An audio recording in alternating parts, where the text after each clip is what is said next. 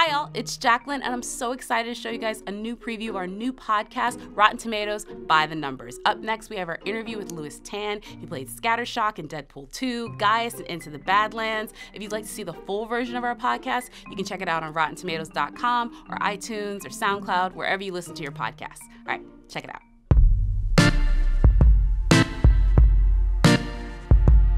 So did you enjoy our little number breakdown? I did. You guys left out Jackie Chan. No, we didn't. What was Jackie Chan's number? Jackie Chan, I'm looking it up, Jacqueline. Where do we have Jackie at? Stall. Jackie Chan is at 53%. And he also has the most action movies. Oh, the most. Okay. He has the most. Yeah, so I didn't leave him out completely. We just didn't discuss him on our deep dive. That was what we watched a lot. Me and my father watched a lot. We'd sit there and stretch in front of the TV and watch old Jackie Chan movies. I think Rumble in the Bronx is one of the first films that I cried. I cried when he was throwing the bottles at him in the alleyway. And the gangsters, when they chase him into the alley and they're throwing the beer bottles at him and he's getting all cut up.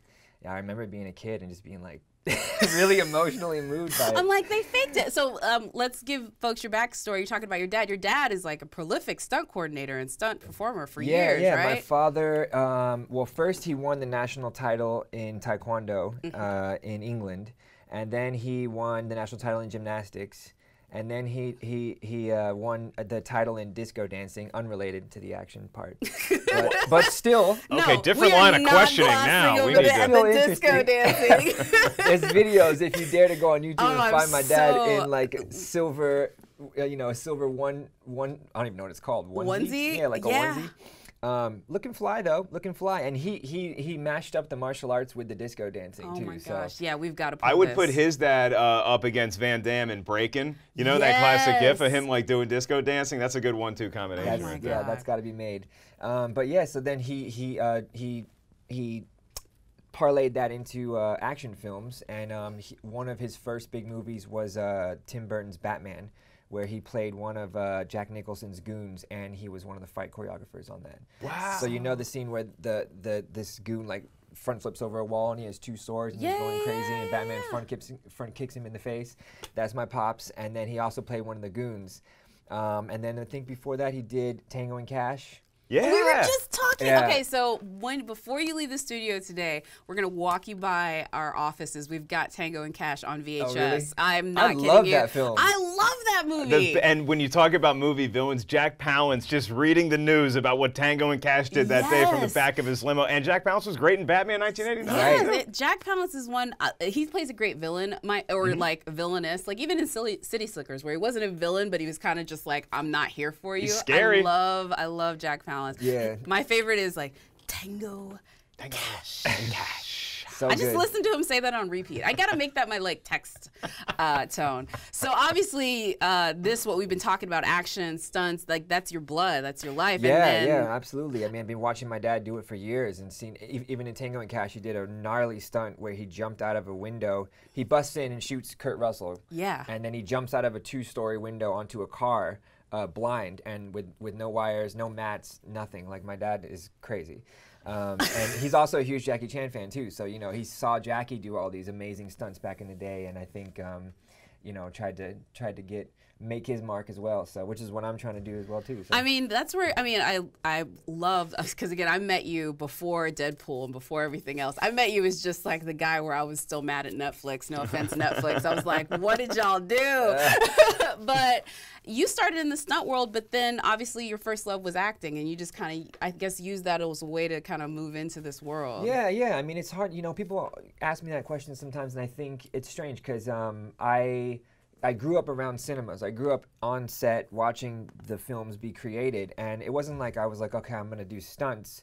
I was learning martial arts. I was taking, theater classes. I was doing plays in school.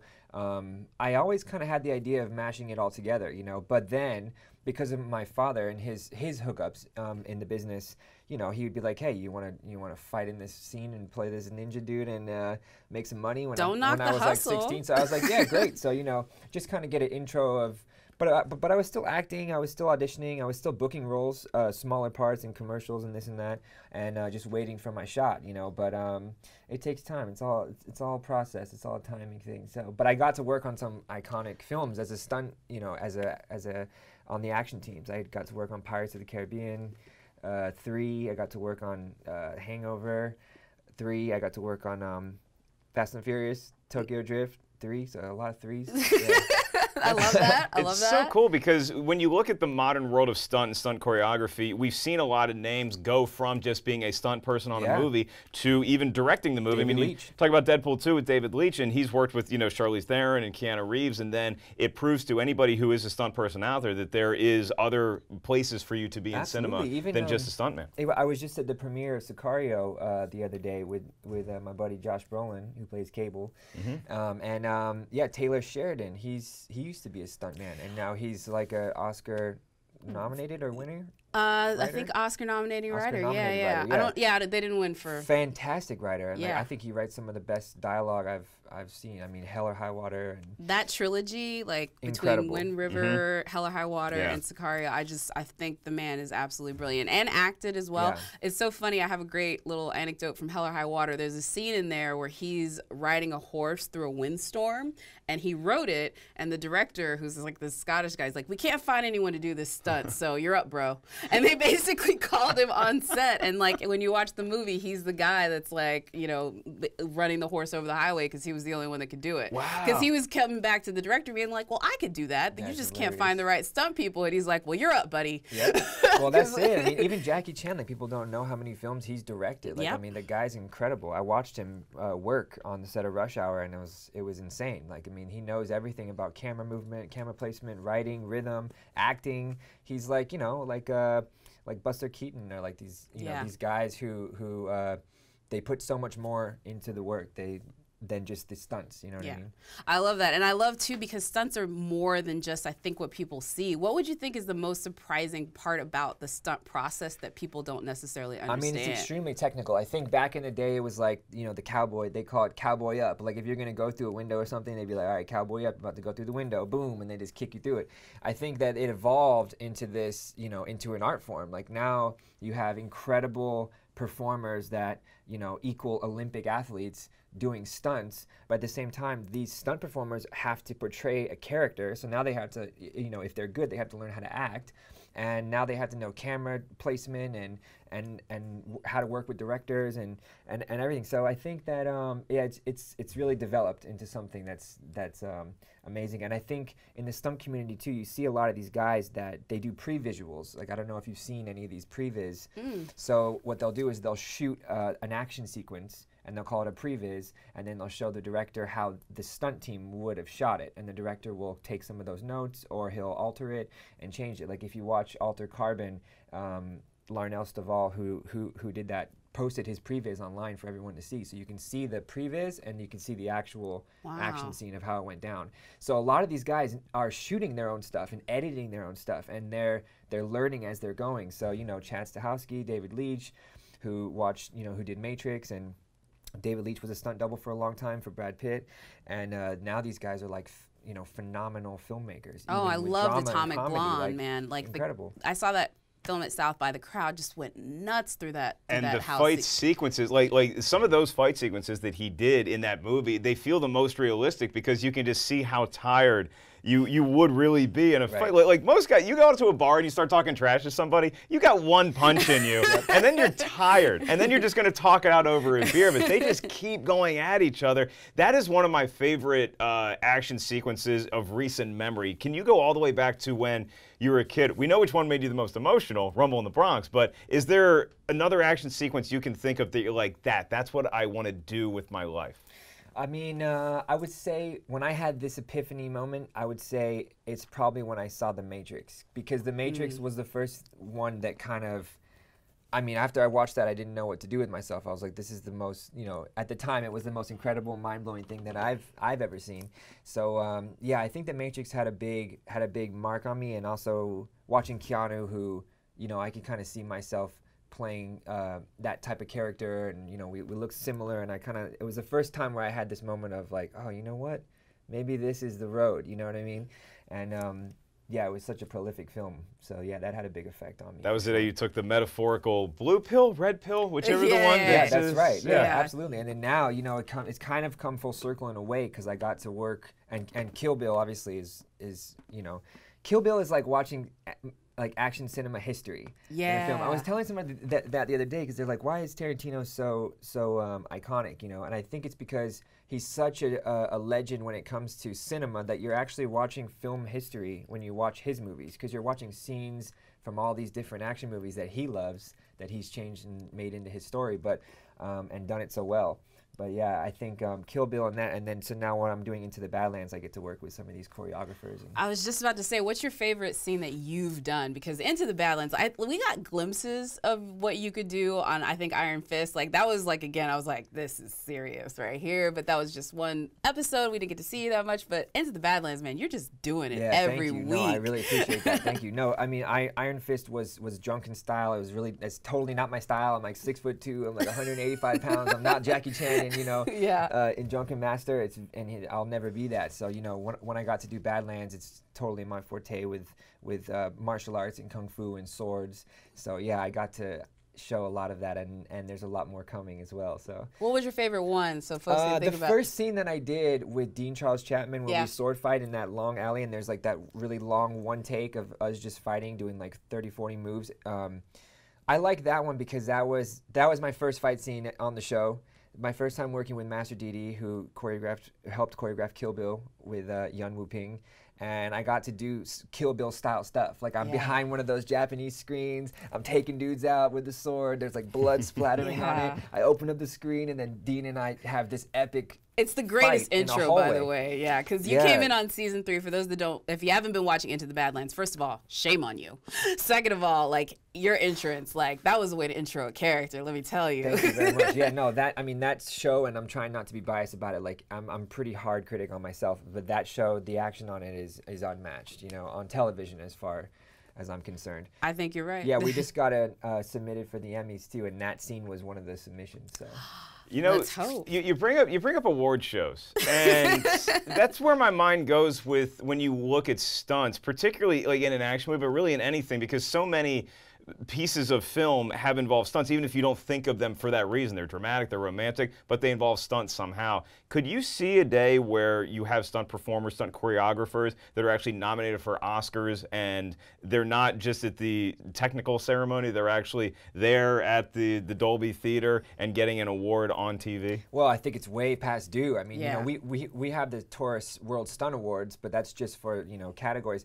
The thing is, they would have to find the category that makes the most sense, which would probably be like stunt coordinator or action second unit director or action director, because it's very complicated, it's very complex, you know. And then how would you judge it? But 100%, I mean, it has to happen, especially nowadays with all these huge Marvel films, you know, these blockbusters that are taking up most of the box office.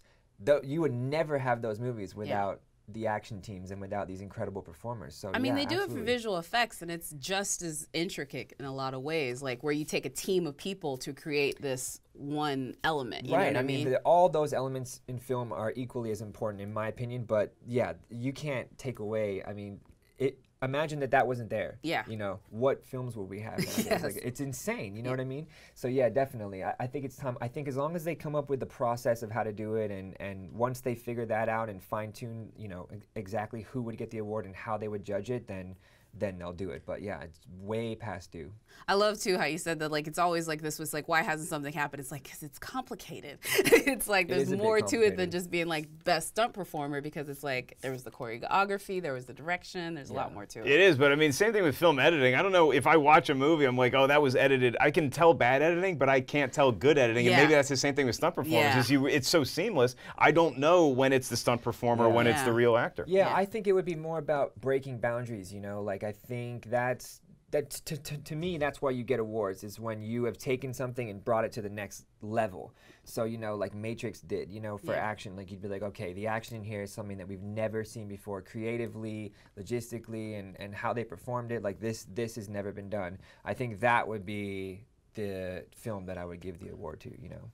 Well, I know for a fact, after what you said, that Jackie Chan's probably your favorite for stunt, like action performer, like iconic action hero. Is that right? Yeah. Oh, yeah. I mean, definitely one of them. Yeah. Okay. Sure. Anybody else that we maybe left off, or that you heard that you're like, okay, yeah, that guy? No, you guys hit them all, and I'm a huge fan of Tom Cruise as well. You know what I mean? I think he's incredible, and I think the thing is, it's very similar to like when Christopher Nolan flipped that big ass truck in Dark Knight. Yeah. If you do that in CGI, it's gonna look cool, but it's not gonna look like that. No. Like the way he did it on film and the way that it's there, it's practically there. I think when you're doing action movies and you're an action star like Tom Cruise, and you're gonna put, you know, his life and his health on the line to perform, you're adding so much more of an element into the performance and into the film and what you're getting on camera. I think a lot of people don't understand how much of a difference it makes. It makes a huge difference. When you can act and do both, the performance just, now you're at 200%, you know. If I give you the keys to Mission Impossible Ghost Protocol, right, and you're the star of the movie, are you going up on that? Are you able to, are you not afraid of heights at all? I mean, look, I gotta say, like, when I saw that video you guys were talking about Tom Cruise, I was shocked. And you know, I mean, I know he does this type of thing, but I was like, oh my God, I saw the side view and I was like, that's so far. Yeah. But I used to do that kind of stuff, like, just for fun. Like, we used to do that stuff, you know, like, we used to mess around and jump roof gaps all the time. Like, that was just what we did for a laugh when I was younger. Now that I'm making money, I'm like, okay, hold up. How much is this gonna? How much, you know? Yeah, let me sign that insurance policy first. But no, I plan on doing everything that I can do, and I'll push myself to the max, you know. But like even Tom, like everybody has a double at some point in time because, you know, there's things that just won't make sense for you to do. And the movie will be like, no, that's $1 billion right there. Also the insurance policies, but yeah, I mean, if you're getting kicked through a wall and you have to do that 10 times during that day, and then you have a bunch of scenes to shoot the next day, you're probably not going to do every take. Yeah. You'll do the one that matters, you know, a close-up, and, you know, or some actors won't do any, but I'll do everything that I can, you know, and put myself there for sure. Like, I broke my foot on Badlands and I was hanging from a roof, like a 50-foot roof 3 days later, so. I know one movie I could do all the stunts on my own, Uncle Drew. That's the only one I could do all the basketball scenes. Any other movie, I would probably need Lewis's assistance. I could maybe do the live action version of The Critic. That's it. I'm done. Well, if I get hired for a basketball film, you can double me because I can't play ball. So I got you. I got perfect. you.